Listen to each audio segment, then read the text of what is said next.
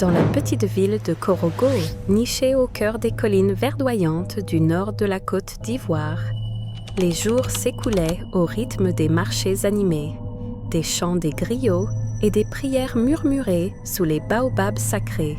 Korogo était un lieu où les traditions anciennes se mêlaient à la modernité, où les talismans côtoyaient les smartphones et où les rumeurs de sorcellerie flottaient comme une brume invisible.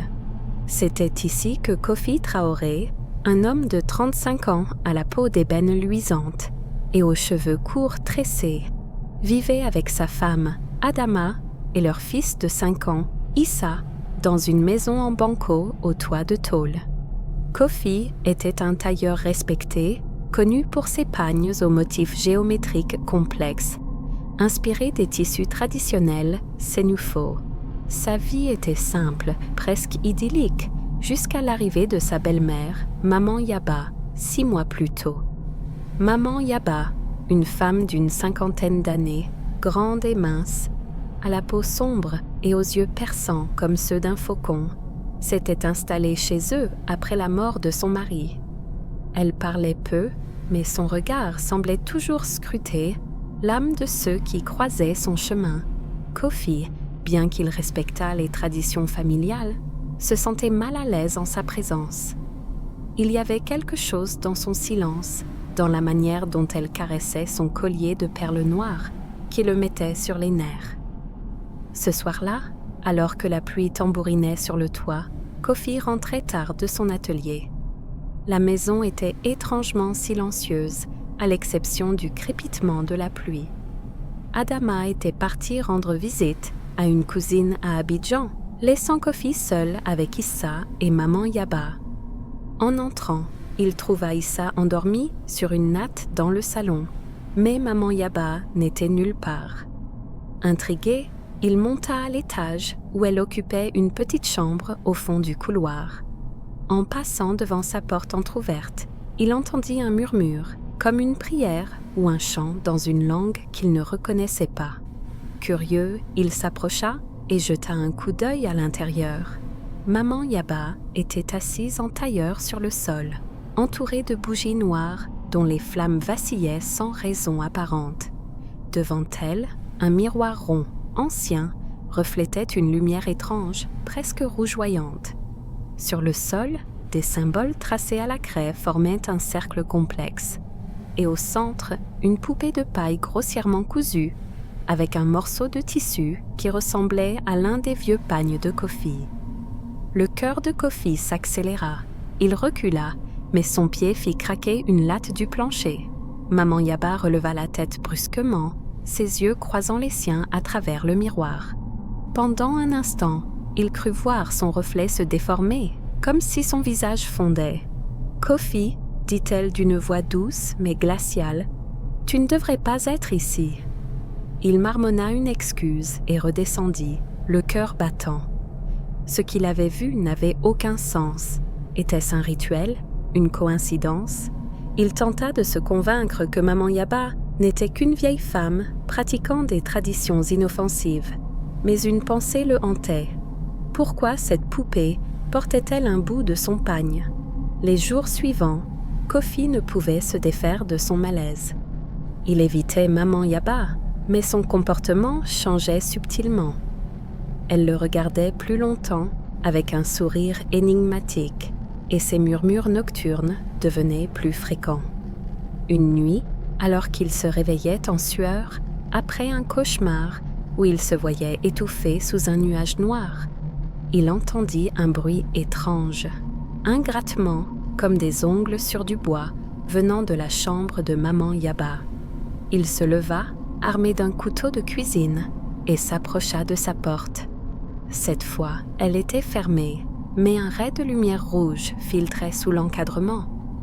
Il colla son oreille contre le bois et entendit une voix, pas celle de Maman Yaba, mais une voix rauque, inhumaine, qui semblait venir de loin.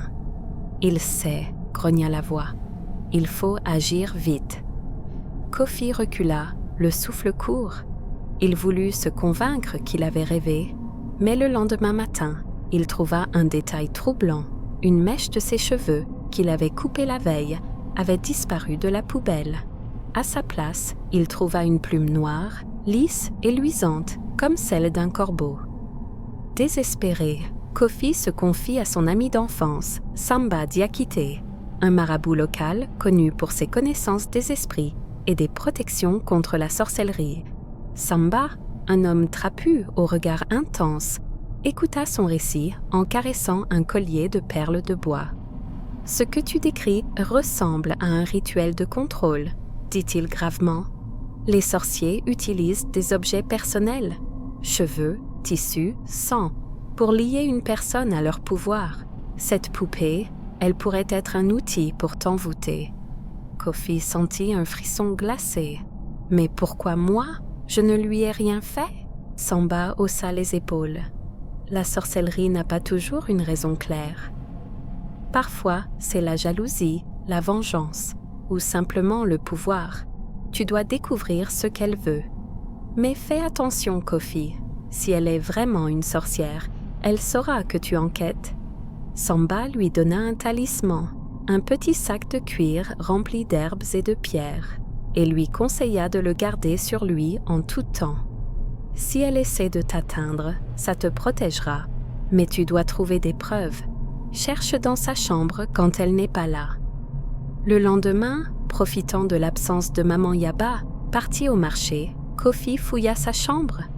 Le miroir rond était toujours là, posé sur une table basse, mais il semblait différent. En le regardant, Kofi sentit une étrange lourdeur, comme si l'air autour de lui s'épaississait. Il trouva aussi un coffret en bois sous le lit, fermé par un cadenas. À l'intérieur, il entendit un bruissement, comme si quelque chose de vivant s'agitait. Il força le cadenas avec un tournevis et ouvrit le coffret. À l'intérieur, il y avait des objets troublants, des plumes noires, des fioles remplies d'un liquide sombre, et une autre poupée, celle-ci avec des cheveux humains, les siens, il en était sûr. Mais ce qui le fit reculer fut une photo jaunie et déchirée, montrant Maman Yaba, beaucoup plus jeune, aux côtés d'un homme qui ressemblait étrangement à son père, mort quand Kofi était enfant. Avant qu'il puisse comprendre, un craquement résonna derrière lui. Il se retourna, mais la pièce était vide. Pourtant, dans le miroir, il vit une silhouette floue, une femme aux yeux noirs et au sourire tordu, qui n'était pas Maman Yaba. La silhouette tendit une main, comme pour l'attraper à travers le verre. Kofi lâcha le coffret et s'enfuit. Cette nuit-là, les cauchemars empirèrent. Il rêva d'une femme sans visage, debout au pied de son lit, tenant une poupée qui saignait. Quand il se réveilla, il trouva des marques rouges sur son bras, comme des griffures. Le talisman de Samba, qu'il portait autour du cou, était brûlant au toucher. Kofi ne pouvait plus ignorer la vérité. Maman Yaba était impliquée dans quelque chose de sinistre. Il décida de la confronter, mais pas seul. Il appela Samba et une amie d'Adama, Nia, une femme énergique qui connaissait les rumeurs de sorcellerie à Korogo. Ensemble, ils attendirent le retour de Maman Yaba, dans le salon éclairé par une lampe à pétrole. Quand elle entra, son regard perçant balaya la pièce. « Qu'est-ce que c'est que ça ?» demanda-t-elle, sa voix calme mais tranchante. Kofi brandit la poupée qu'il avait trouvée. « Expliquez ça, Maman Yaba, et cette photo avec mon père. Qu'est-ce que vous me cachez ?» Pour la première fois, il vit une lueur de peur dans ses yeux, mais elle se ressaisit rapidement. « Tu ne comprends rien, Kofi.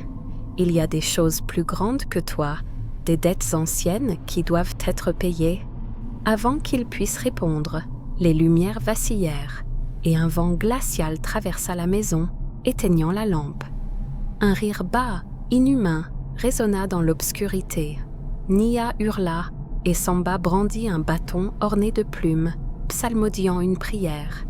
Mais Kofi sentit une présence derrière lui, une main froide effleurant sa nuque. Il se retourna et là, dans l'ombre, il vit Maman Yaba, mais ce n'était pas elle. Sa peau semblait se craqueler, révélant une lueur rougeoyante en dessous, comme si quelque chose d'autre habitait son corps. « Tu veux la vérité ?» siffla-t-elle, sa voix mêlée à une autre, plus ancienne, plus cruelle. « Alors viens avec moi. » Le sol trembla et un craquement assourdissant retentit. Le miroir de la chambre de maman Yabaa, posé sur la table du salon, se fissura et une lumière aveuglante en jaillit. Des mains spectrales, noires et tordues, en émergèrent, agrippant l'air. Kofi recula, mais il sentit une force invisible le tirer vers le miroir. Samba cria quelque chose, mais sa voix fut noyée par un hurlement surnaturel. Au moment où Kofi allait être englouti, il entendit la voix d'Issa, son fils, crier « Papa !» Il se retourna et vit le petit garçon, debout dans l'escalier, tenant une plume noire. Mais ses yeux étaient ceux de la femme du miroir.